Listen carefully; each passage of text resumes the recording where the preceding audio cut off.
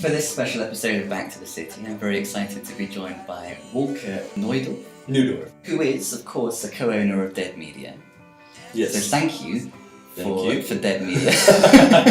Thank you for Dead Media. It's for the people. Some things that people say about it include, go buy stuff here, good prices, and even better stuff.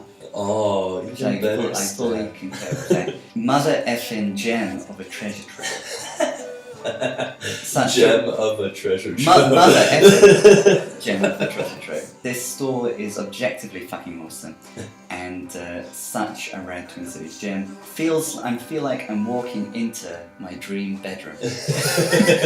So, and anyone who's been to Dead Media can understand why said people are saying said things.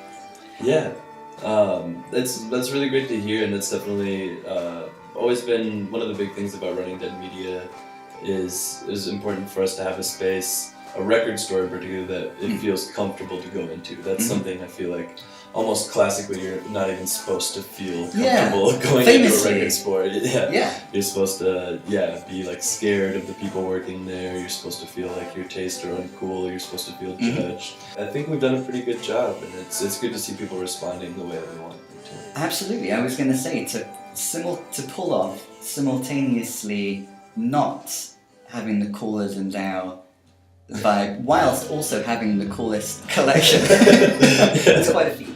Let's just reveal a bit about some of the other bands playing on April 2nd at the Eagles, because we have you to thank in advance for getting these California bands to come through Minneapolis and play the show. Yep. And NELSON DEVEREAUX. And NELSON. Yeah.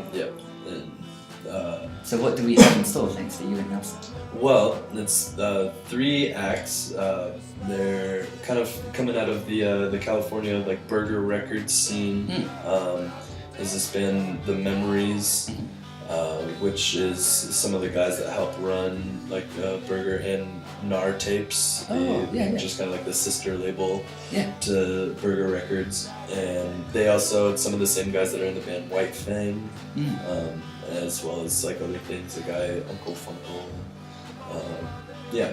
Just a really powerful group of musicians that have made a pretty huge impact on the DIY culture, definitely, but the music scene as a whole. Definitely Burger Records did a huge service for the cassette industry, and was definitely like, I feel like, one of the biggest players, and as a tape label that was not only like putting out quality new content, but putting out these reissues, having reasons for people to reconnect with old music, and people that used to be into tapes have a reason for them to buy new tapes. People that have never been into tapes, reasons for them to listen to old music, and just really kind of, I feel like, was this huge catalyst for a lot of the cassette culture that has happened in the last decade. That is clearly flourishing now. Yeah, and that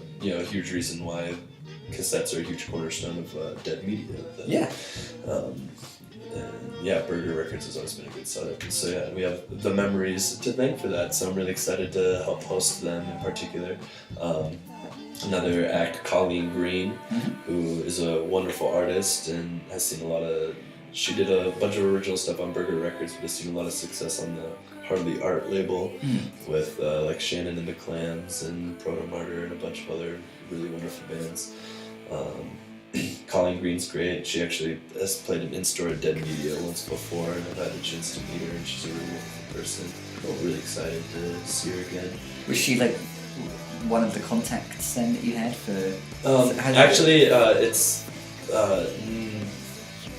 the last Harmar Superstar tour that NELSON did was with White Fang, which is so that's how. So what's the White Fang connection? White Fang is like shares some of the same members as The Memories. Oh, sure. So that's how it all kind of came together. They hit up NELSON. NELSON, wanted to get Distant Husband involved, but also kind of wanted help booking the show. Wanted some, because I guess the last time some of them came through, they were playing like shows at in like St. Paul and like Turf Club, and I guess it wasn't really going so well for them. And they're definitely, I think their shows just like weren't promoted very well and weren't really getting to the right audience. So I think They didn't have the right excited people and so spearheading so they're kind of trying to go to a more DIY route. So Yeah. that's why like Nelson tapped me to kind of help put that up. This is such an exciting show. And then this band Emotional, which is kind of like a newer. I guess they've been around for a while, but I've kind of heard of them more recently. A local label, Lawn Chair Records, which is run by Cameron Sujian, who plays in Private Interests. Oh yeah. And used to play in a band called The Rugs, and he's a great kid. And Lawn Chair Records is a really cool label. And yeah, he did a split flexi for them, and that's kind of how they came on my radar. And then they're also in like the Burger Records sphere. They've done some really cool stuff. Nice. So yeah, the combination of those bands too, they don't all sound the same. They're all definitely kind of each hit the different kind of like the different ends of the spectrum of that scene. So I think it's a really cool cut of bands. I'm really happy that they're touring together. Yeah. And I think it's all going to come together really nicely.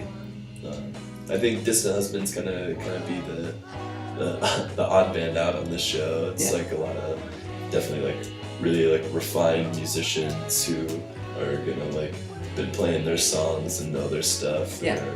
They're on their shit. There's And then, refined musicians that just haven't been playing together because it changes every time. yeah. But yeah, this should be good. Yeah, very excited. And with Nelson Devereux performing songs from early fall, like check out that record in the meantime. Absolutely. It's a record that again, Nelson plays with Bon Iver. He plays on the record with Bon Iver, doesn't he? Yeah. And similarly, Harmar Superstar, in loads and loads of local acts, including both Cat Sax and previously New Sound Underground. But his solo project, which is Nelson Devereux, is really, really exciting. And I haven't had a chance to experience it. Has he performed it live? I think he's really weird about like that solo stuff. I don't know, he just really doesn't seem. It seems like he doesn't like to he doesn't like to let it get promoted. Yeah. Doesn't seem to like to play shows, and it kind of seems like he's even almost playing this show kind of because he has to. Because he wants to help his California fans have a good show. Yeah, because I know they had to have Cat Sax on it. I don't know. I think this will be really good for him too. I'm glad that he's putting this stuff out there more, and it should be a pretty well attended show. So hopefully it helps drum up some promotion for this work. Yeah, me too. It was only because I happened to be quizzing him about his previous solo record that he even brought up that he recorded a new project and was about to put it out when we had this MIA interview, which there's a link to in the video. It's the Eagles Club, April 2nd. April 2nd, Sunday night. The Memories, COLLEEN GREEN, Emotional, Distant Husband, and Nelson Devereux performing with others, performing with a band, his solo material. So that's a really, really exciting show. So check that out. We were talking about tapes. Go to Dead Media. Please. If you haven't already, and you don't need to be told to if you have, and you know what it's like. Well, thank you very much, Walker. Thank you so much, Simon. Really looking forward to that show. I appreciate it. And see you at Dead Media. Thank you for having me. Thank you for everything. This is a wonderful experience. Thank you. Thank you for everything. Welcome, listeners, to the Fine Art Treasure Hunt that saxophonist Nelson Devereux and I conducted at the MIA one day before he left for LA, and the current leg of Bon Iver's 22 A Million tour. 15 minutes into the first half of our interview, conducted over coffee in the entrance hall, I couldn't believe my ears to hear that Nelson finished tracking a new record the previous day. With that record now released on Bandcamp, Back to the City is very excited to share Nelson's first and so far only interview about it. I'm sitting outside the Agriculture Kitchen and Press coffee shop at the MIA, the Minneapolis Institute of Arts, with Nelson Devereux. Yep. Hi. Thank you very much for suggesting this location, Absolutely. Nelson. Yeah. And we're going to make the most of it because Nelson is involved in so many different projects. We're going to be visiting various different rooms at the MIA and maybe even selecting specific paintings that we think are the correct accompaniment to the various different projects, and we'll have to describe them very well for the radio. Yeah.